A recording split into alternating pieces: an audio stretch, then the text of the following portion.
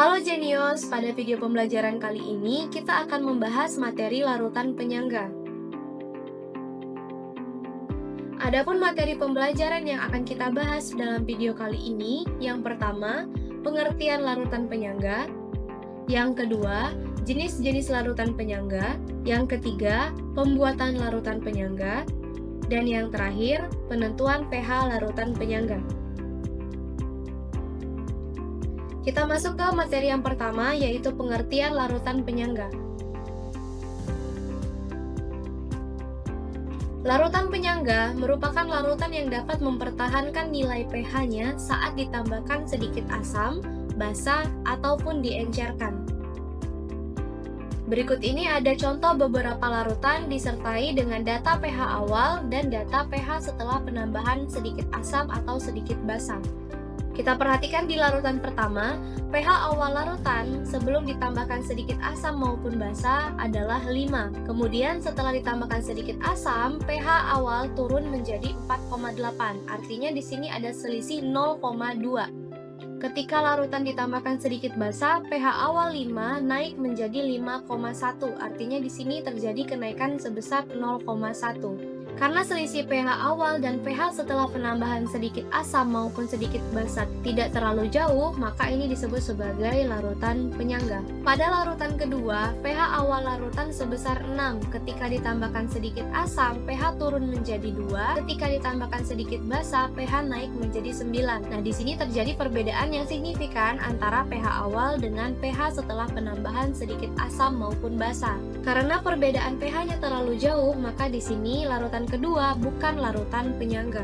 Pada larutan 3, pH awalnya sebesar 3,2, ketika ditambahkan sedikit asam, pH turun menjadi 3, ketika ditambahkan sedikit basa, pH naik dari 3,2 ke 3,3. Di sini perbedaannya juga tidak terlalu signifikan, jadi larutan ketiga juga merupakan larutan penyangga. Yang terakhir, larutan keempat, pH awal larutan sebesar 10, ketika ditambahkan sedikit asam, pH turun drastis dari 10 ke 4, ketika ditambahkan sedikit basa, pH naik dari 10 menjadi 12. Di sini ada perubahan pH yang sangat besar, maka di sini larutan keempat bukan larutan penyangga. Selanjutnya ada jenis-jenis larutan penyangga. Yang pertama di sini ada larutan penyangga asam. Larutan penyangga asam bersifat asam sehingga memiliki pH di bawah 7. Larutan penyangga asam mengandung asam lemah dan garamnya yang mengandung basa konjugasi dari asam lemah. Contohnya di sini ada asam lemah CH3COOH. Kita tentukan dulu basa konjugasi dari asam lemah CH3COOH. Ingat, basa konjugasi itu merupakan asam yang tersisa setelah mendonorkan 1 H+-nya, sehingga H+-nya akan berkurang 1. Jadi dari CH3COOH, basa konjugasinya adalah CH3COO-.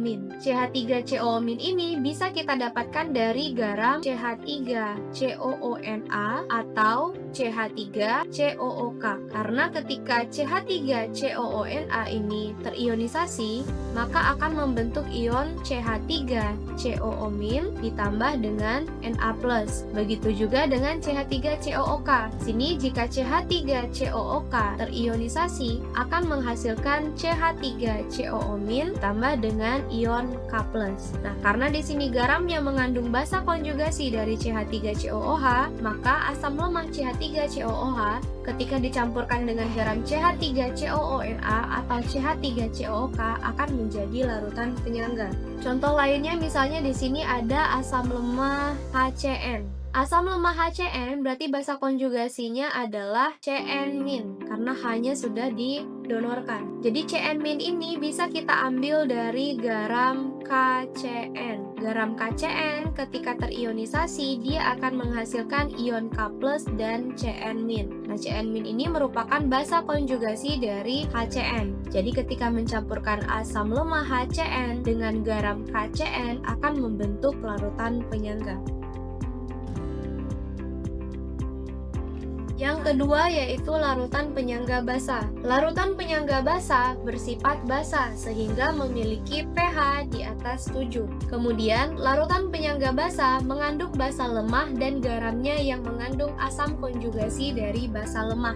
Contohnya di sini ada basa lemah NH3, kita tentukan dulu asam konjugasi. Asam konjugasi itu merupakan basa yang terbentuk setelah menerima H+.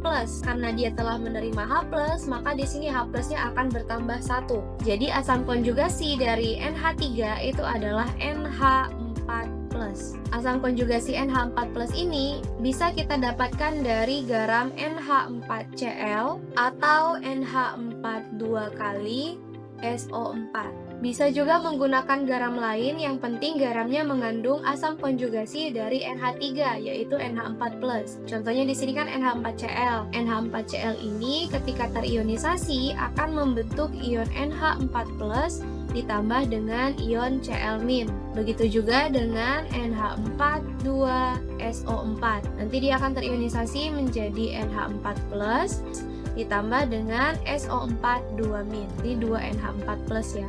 Karena di sini garam NH4Cl dan NH4 2 kali SO4 sama-sama mengandung NH4+, yaitu asam konjugasi dari basa lemah NH3, maka ketika NH3 ini dicampurkan dengan garam NH4Cl atau NH4 2 kali SO4 akan membentuk larutan penyangga basa. Selanjutnya pembuatan larutan penyangga. Yang pertama di sini pembuatan larutan penyangga asam bisa dengan cara langsung, yaitu mencampurkan asam lemah dan garamnya.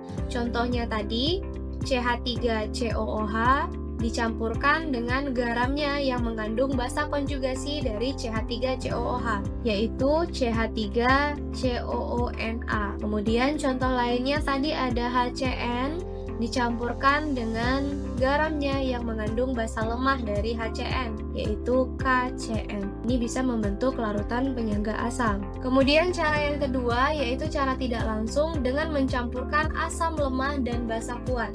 Asam dan basa ketika direaksikan akan menghasilkan garam dan air. Syarat untuk menjadi larutan penyangga asam berarti di sini yang lemah harus bersisa. Karena di sini asamnya yang lemah, berarti asam lemahnya yang harus bersisa atau berlebih. Sedangkan yang basa kuat ini harus habis. Contoh di sini asam lemahnya ada CH3COOH ditambahkan dengan basa kuat NaOH. Jadi reaksi yang terjadi akan membentuk garam dan air. Jadi garam yang terbentuk di sini adalah garam CH3COONA ditambah dengan air H2O. Kita misalkan di sini mol mula-mula, mol yang bereaksi dan mol yang bersisa. Misal di sini yang bereaksi itu adalah 1 mol dari NaOH. Ingat perbandingan mol sama dengan perbandingan koefisien. Jadi jika yang bereaksi di sini adalah 1 mol NaOH, karena koefisiennya sama-sama 1, maka CH3COOH yang akan bereaksi itu juga akan 1 mol. Garam CH3COONA yang terbentuk juga 1 mol, airnya juga 1 mol. Di sini basa kuatnya harus habis, artinya NaOH-nya harus habis. Jadi jika yang bereaksi 1 mol, maka mol mula-mula NaOH itu juga harus 1 mol. Agar di akhir reaksi NaOH ini habis. Di 1 mol dikurangi dengan 1 mol, maka ini habis.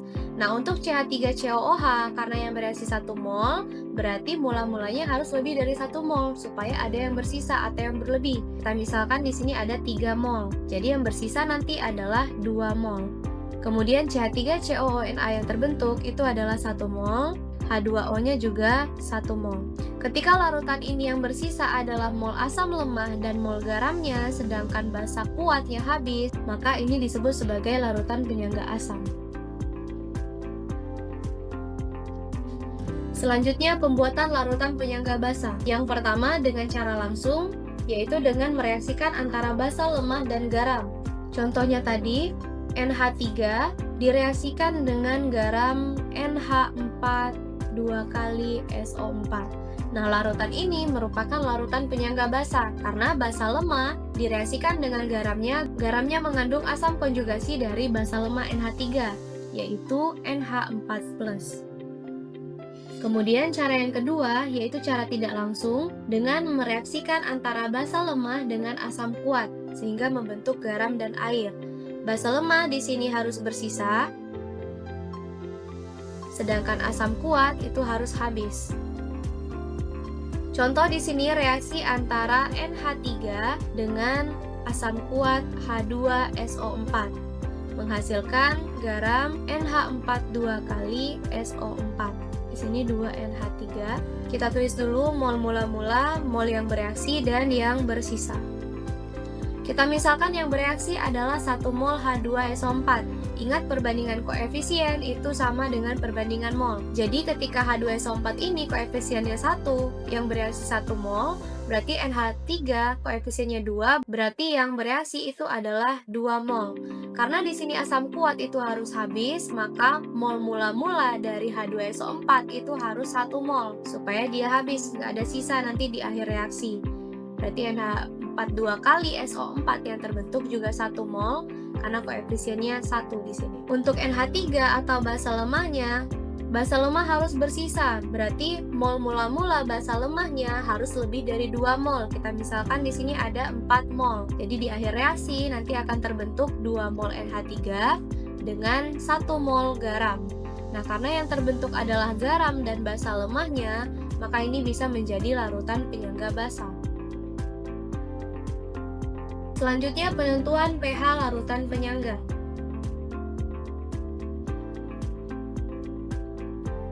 Untuk larutan penyangga asam, pH bisa dicari menggunakan rumus konsentrasi H+ sama dengan Ka dikali mol asam lemah dibagi mol garam dikali X. Kemudian bisa dihitung pH-nya menggunakan rumus biasa pH sama dengan min log konsentrasi H+.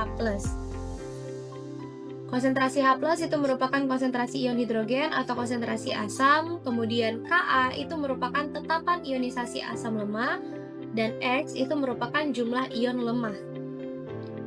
Untuk larutan penyangga basa, rumusnya adalah konsentrasi OH- itu sama dengan Kb dikali mol basa lemah dibagi mol garam kali X. Perhitungan pH-nya menggunakan pOH sama dengan min log konsentrasi OH- dilanjutkan dengan perhitungan pH itu sama dengan 14 min pOH. Konsentrasi OH- itu merupakan konsentrasi ion hidroksida atau konsentrasi basa, kemudian Kb merupakan tetapan ionisasi basa lemah, dan X itu adalah jumlah ion lemah. Kita langsung masuk ke contoh soal perhitungan pH larutan penyangga. Soal yang pertama, suatu larutan yang mengandung 0,1 mol asam asetat atau CH3COOH dengan Ka 10⁻⁵ dan 0,01 mol natrium asetat atau CH3COONA mempunyai pH sebesar. Di sini diketahui mol asam asetat itu adalah 0,1 mol, kemudian Ka-nya adalah 10⁻⁵ dan mol dari garamnya, di sini ada garam CH3COONA itu adalah 0,01 mol. Ingat tadi rumusnya, konsentrasi dari H+ itu sama dengan Ka dikalikan dengan mol asam lemah dibagi dengan mol garam dikali dengan X. Nah, di sini Ka-nya diketahui, berarti bisa langsung dimasukkan ke dalam rumus. Ka-nya adalah 10⁻⁵ dikalikan dengan mol asam lemah. Mol asam lemahnya juga diketahui, mol asam asetat yaitu 0,1 mol dibagi dengan mol garam. Mol garam di sini adalah 0,01 mol dikalikan dengan X atau ion dari asam lemah atau basa lemah. Di sini garamnya adalah CH3COONA. CH3COONA ini ketika terionisasi akan membentuk CH3COO- ditambah dengan Na+. CH3CO- ini berasal dari asam lemah CH3COOH, kemudian Na+ ini berasal dari basa kuat NaOH.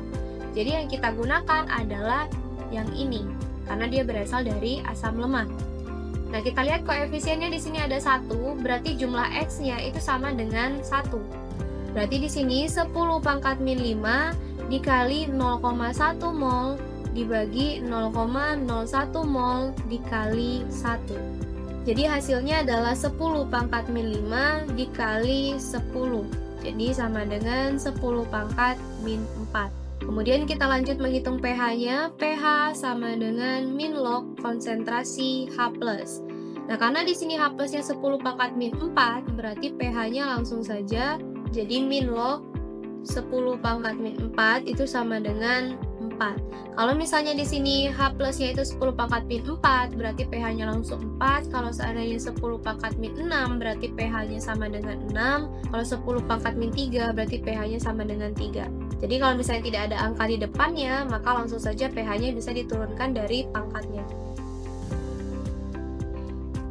Kita lanjut ke contoh soal larutan penyangga yang kedua.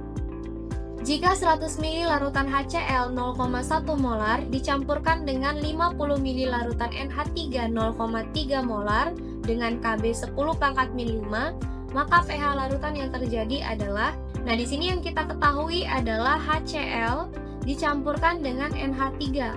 Artinya di sini ada asam dicampurkan dengan basa. Ketika ada asam dicampurkan dengan basa, berarti pembuatan larutan penyangga ini itu secara tidak langsung, berarti harus direaksikan dulu antara asam dan basa. Nah, untuk mereaksikannya kita butuh molnya. Berarti kita cari dulu mol dari HCl dan NH3-nya. Mol dari HCl, karena di sini yang diketahui adalah volume dengan molaritas, berarti bisa kita cari menggunakan rumus molaritas dikalikan dengan volume. Jadi mol dari HCl di sini adalah 0,1 molar dikalikan dengan 100 ml. Jadi hasilnya adalah 10 milimol. Kemudian mol dari NH3 sama molaritas dikalikan volume, berarti di sini 0,3 molar dikalikan dengan volumenya 50 ml, jadi hasilnya adalah 15 milimol. Nah, mol ini kita reaksikan. Reaksinya yaitu HCl ditambah dengan NH3 akan membentuk NH4Cl. Mol mula-mula yang bereaksi dan yang bersisa.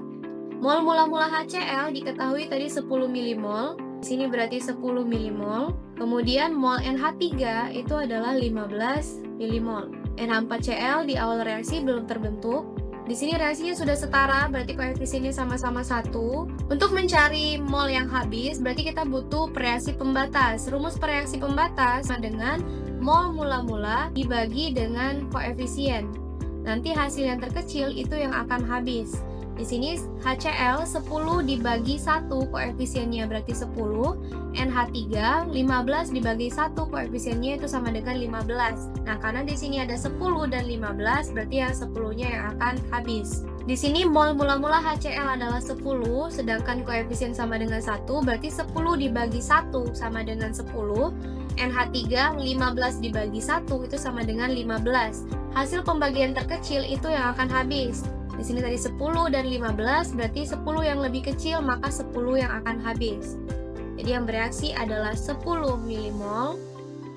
Di sini juga 10 milimol karena koefisiennya sama-sama 1. NH4Cl pun yang terbentuk juga 10 milimol. Karena koefisiennya sama-sama 1. Yang sebelah kiri dikurang, sebelah kanan dijumlahkan. Untuk asam kuat HCl, 10 dikurang 10 berarti habis. Untuk yang basa lemah NH3, 15 dikurang 10 berarti sisa 5 milimol. Dan NH4Cl yang terbentuk itu sebesar 10 milimol. Di sini karena mol yang tersisa adalah mol basa lemah dan mol garamnya, berarti ini adalah larutan penyangga basa. Jika larutan penyangga basa, berarti kita menghitung pH-nya menggunakan rumus konsentrasi OH-. Jadi konsentrasi OH- itu sama dengan Kb dikalikan dengan mol dari basa lemah dibagi dengan mol garam dikali X atau jumlah ion lemah. Nah, Kb-nya di sini adalah 10 pangkat min 5 dikalikan mol dari basa lemahnya yaitu 5 milimol. Di sini ada 5 milimol. Kemudian garamnya ada 10 milimol dikalikan dengan X. X-nya di sini NH4, basa konjugasinya NH4+. NH4+ ada 1, berarti dikalikan 1 di sini. NH4Cl terionisasi menjadi NH4+ plus Cl-. Ini yang dari basa lemah. Koefisiennya 1, berarti di sini juga 1. Berarti di sini 10 pangkat min 5 dikalikan dengan 5 kali 10 pangkat min 1. Jadi hasilnya adalah 5 kali 10 pangkat min 6. Dilanjutkan dengan menghitung pOH-nya. pOH itu sama dengan min log konsentrasi OH-. Berarti di sini sama dengan min log 5 dikali 10 pangkat min 6. Jadi hasilnya adalah pangkatnya maju ke depan berarti 6 min log 5. Di sini yang ditanya adalah pH-nya. Berarti kita lanjutkan lagi perhitungannya ke pH. pH itu sama dengan 14 dikurang pOH. Berarti di sini ada 14 dikurang 6 min log 5. Jadi hasilnya adalah 14 dikurang 6, 8. Min dikali min berarti plus log 5. Jadi pH dari campuran larutan penyangga ini adalah 8 plus log 5.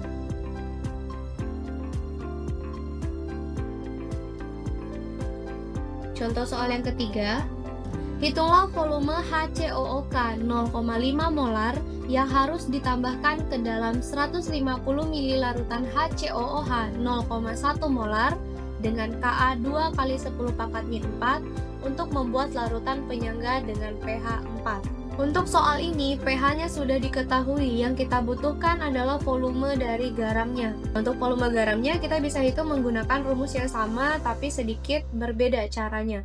pH yang diketahui bisa kita gunakan untuk menghitung konsentrasi H+. Jadi konsentrasi H+ ini bisa dicari menggunakan pH, berarti sama dengan 10 pangkat min pH. Jadi konsentrasi H+-nya adalah 10 pangkat min 4. Kemudian kita bisa mencari N dari HCOOH atau asam lemah dari HCOOH dengan menggunakan rumus N dikali V, berarti 0,1 molar dikalikan dengan volumenya 150 ml, berarti mol dari asam lemahnya adalah 15 milimol. Kemudian kita misalkan, misal volume dari HCOOK atau garamnya itu adalah X mili. Berarti untuk menghitung molnya, berarti mol dari HCOOK itu sama dengan molaritas dikalikan dengan volume. Molaritasnya adalah 0,5 dikalikan dengan X mili, berarti molnya sama dengan 0,5X milimol. Karena di sini yang diketahui adalah asam lemah dan garam, maka perhitungannya menggunakan konsentrasi H+. Jadi konsentrasi H+ sama dengan Ka dikalikan dengan mol asam lemah dibagi dengan mol garam kali X. Konsentrasi H+-nya sudah diketahui, berarti bisa langsung dimasukkan 10 pangkat min 4 sama dengan Ka-nya. Ka-nya diketahui 2 kali 10 pangkat min 4 dikalikan dengan mol asam lemah. Mol asam lemah yang tadi adalah 15 milimol. Berarti di sini 15 milimol dibagi dengan mol garamnya yaitu 0,5X milimol.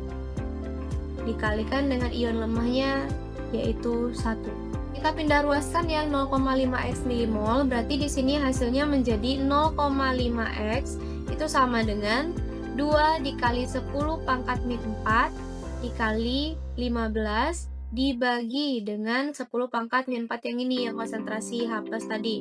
Berarti 10 pangkat min 4. Nah, yang ini bisa dicoret.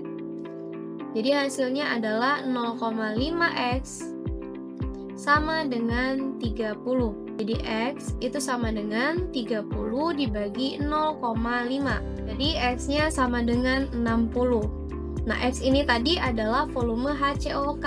Sehingga volume HCOOK yang harus ditambahkan ke dalam larutan itu adalah 60 ml.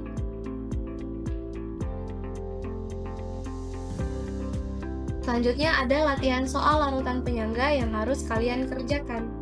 Soal yang pertama, suatu larutan dibuat dengan mereaksikan larutan HNO2 0,2 molar dan KOH 0,1 molar masing-masing 100 ml. Jika KaHNO2 adalah 5 kali 10 pangkat min 4, pH larutan yang terbentuk adalah.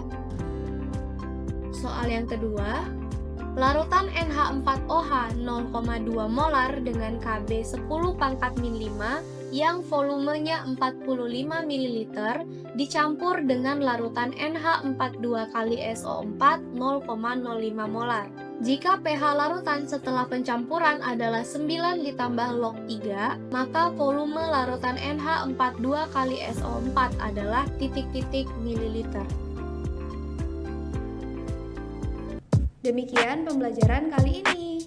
Semoga teman-teman mengerti dengan penjelasan yang kakak sampaikan. Jika ada yang belum dipahami, teman-teman bisa tanyakan di kolom komentar ya. Thanks for watching. Don't forget to like and comment and subscribe. subscribe and turn on the notification. Follow our social media on